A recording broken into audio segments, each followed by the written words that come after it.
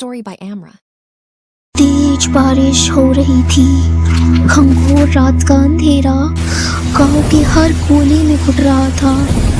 गांव के छोटे से कोने में एक पुराना घर था और उसके बगल में एक छोटा सा हॉस्पिटल। वो हॉस्पिटल सालों से बंद पड़ा था। ठकुन जो अभी अभी गांव में आया था, एक नया टीचर, उसी दिन रात 10 बजे घंघोर बारिश में उसी रास्ते से गुजर रहा था।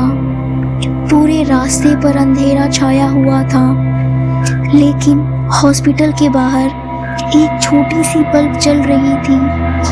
ठकुन ने सोचा थोड़ी देर यहीं रुक जाता हूँ जब तक बारिश नहीं थम जाती। वो हॉस्पिटल के नीचे खड़ा हो गया। अभी उसे खड़े हुए 5 मिनट ही हुए थे कि अचानक एक औरत की आवाज आई। ठकुन सोचने लगा, ये आवाज कहाँ से आई?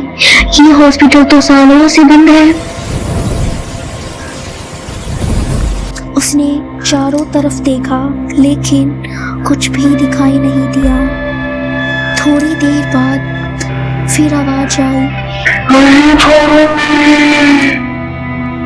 ठकुन का चेहरा पीला पड़ गया। उसके चेहरे पर पसीने की बूंदें साफ साफ दिखाई दे रही थी और बारिश रुकने का नाम ही नहीं ले रही थी।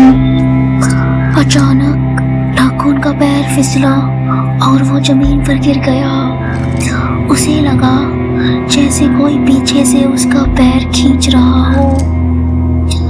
उसकी सांसें अटक सी गई थी और वो जोर से चिल्लाया। वो उठने की कोशिश करता रहा, लेकिन खड़ा नहीं हो पा रहा था।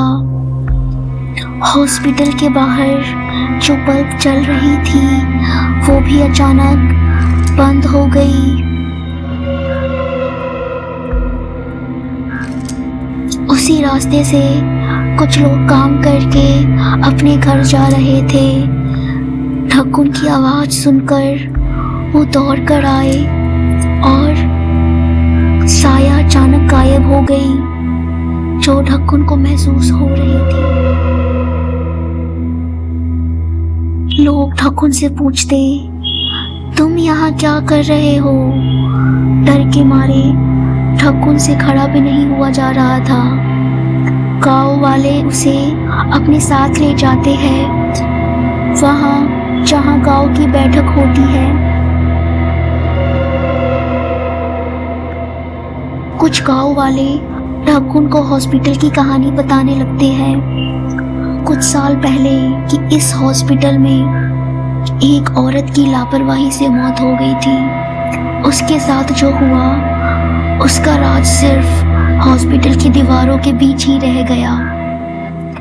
तब से लोग कहते थे उस औरत की आत्मा वहीं भटकती है और रात के वक्त हॉस्पिटल के आसपास कोई भी नहीं जाता।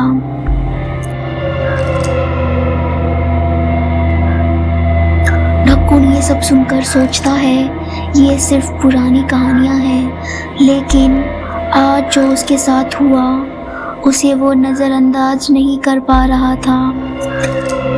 फिर ठकुन अपने घर चला जाता है। ठकुन घर पहुंच जाता है, लेकिन उस रात वो सो नहीं पाता।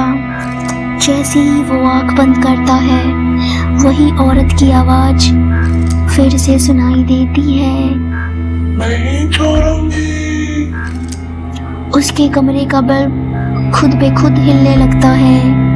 ठकुन को लगता है जैसे कोई उसे देख रहा हो। अचानक उसकी घड़ी रुक जाती है, वही वक्त जब हॉस्पिटल के बाहर सब कुछ हुआ था। रात 10 बजे सुबह हुई। ठकुन गांव की बैठक वाली जगह पे जाता है। वहीं कल रात के सब गांव वाले बैठे होते हैं। ठकुन के पहुंचते ही एक आदमी कहता है, तुम बच गए मास्टर जी। ठकुन हैरान होकर पूछता है, आप लोग वहाँ कैसे आ गए थे और आपको कैसे पता चला कि मैं हॉस्पिटल के पास हूँ? वाले एक दूसरे की तरफ देखते हैं लेकिन कोई कुछ नहीं बोलता। गांव वाले चुप रहते हैं। अचानक एक उनमें से बुजुर्ग बोल पड़ता है। उसकी आवाज कांप रही होती है, बेटा हम इस बारे में बात नहीं करते। ठाकुर जोर देकर पूछता है, अगर आप सब जानते थे तो उस हॉस्पिटल को जलाया क्यों नहीं, उस आत्मा को खत्म क्यों नहीं किया। बुजुर्ग की आंखों में डर आ जाता है। वो धीरे से बोलता है, क्योंकि वो आत्मा खत्म नहीं होती। लोग कहते हैं वो सिर्फ भटकती आत्मा है, लेकिन सच ये है वो आत्मा अंदर से बुरी भी है। उसे सिर्फ शांति नहीं चाहिए, उसे साथ चाहिए। ढकुन का दिल जोर जोर से धड़कने लगता है। गांव वाला कहता है, हर कुछ सालों वो किसी को चुन लेती है। उसी रात 10 बजे ढकुन के कमरे का बल्ब फिर से हिलने लगता है। इस बार आवाज और तेज होती है। तुम आओगे? दीवारों से पानी टपकने लगता है, जैसे बारिश कमरे के अंदर आ गई हो। अचानक ढकुन के कान के पास एक ठंडी सांस।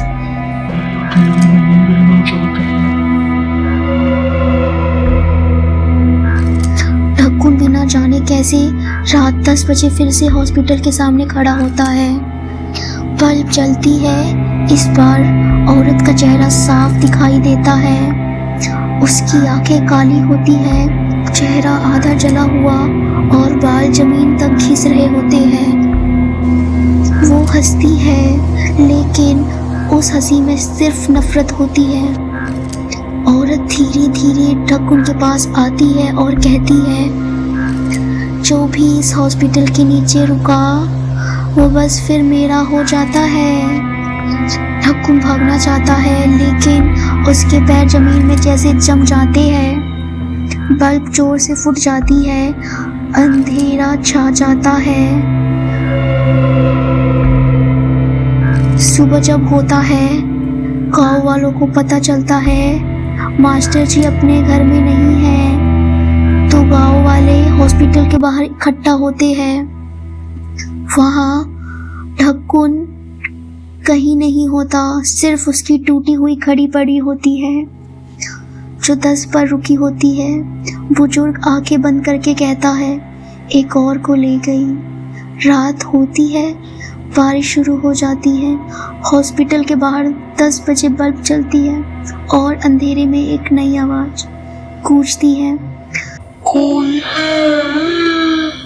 Please like, share, and subscribe.